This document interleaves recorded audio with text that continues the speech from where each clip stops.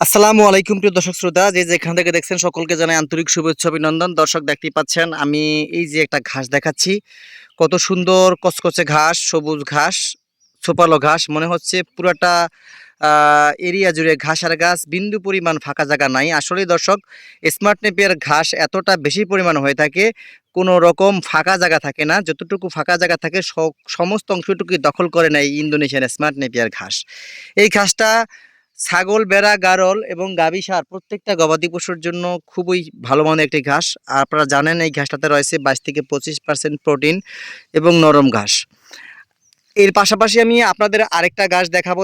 দর্শক, দেখতে পাচ্ছেন এই যে একটা ঘাস দেখেন, চ্যাপটা চ্যাপটা পাতা, একেবারেই মনে হচ্ছে ভুট্টা ঘাসের মতো। আসলে ভুট্টা না, এটা ভুট্টা ঘাস না, এটা সোপালো একটি ঘাস, আমেরিকান গুয়াতেমালা ঘাস, নতুন এটা ঘাস।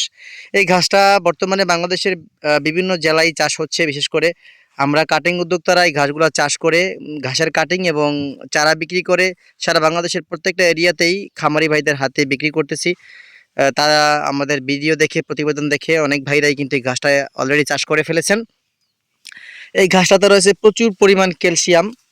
আপনার ক্যালসিয়ামের ঘাটতি পূরণ করতে এই ঘাসটা একটা গুরুত্বপূর্ণ ভূমিকা পালন করে আসছে। আপনারা চাইলে এই ঘাসের চারা এবং কাটিং সংগ্রহ করতে পারেন স্ক্রিনে দেওয়া নাম্বারে যোগাযোগ করে।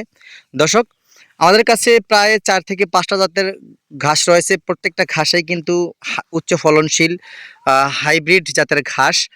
দেখতেই পাচ্ছেন কত সুন্দর পাতা, আমেরিকান গুয়াতেমালা ঘাসের। দর্শক, ছোপালো ঘাস, আর আপনি অলরেডি একবার চাষ করে নেবেন, অনায়াসে দীর্ঘদিন পর্যন্ত কিন্তু এটার ফলন আপনি পাবেন।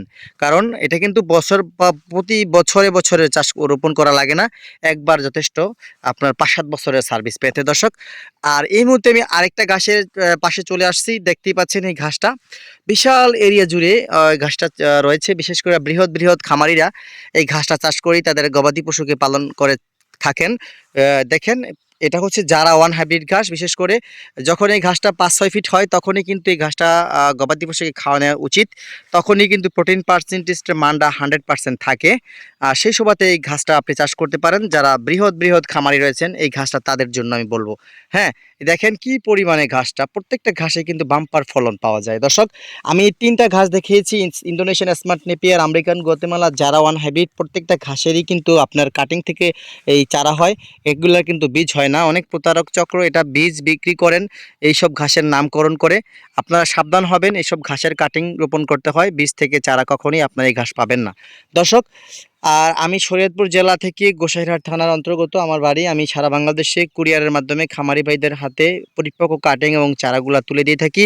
যদি ইচ্ছে হয় অবশ্যই আমার নিকট হতে চারা এবং কাটিং সংগ্রহ করতে পারেন। সকলকে ধন্যবাদ।